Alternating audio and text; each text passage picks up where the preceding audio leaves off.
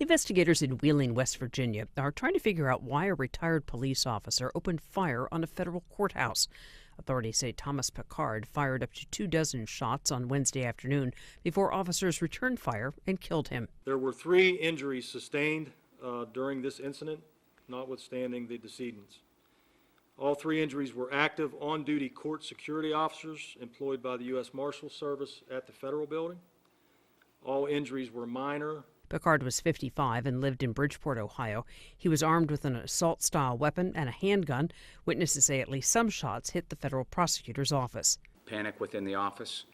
Members of my staff either crawling on the floor or running office to office telling people to get away from the windows. Investigators say they don't know if Picard was targeting anyone specific or what his motive may have been. Picard retired as a Wheeling police officer 13 years ago. The U.S. attorney in that city says he remembers Picard and that he saw no signs of trouble. He was a police officer on the streets of Wheeling, and he made arrests and brought them to court, and I prosecuted the cases that he brought to court.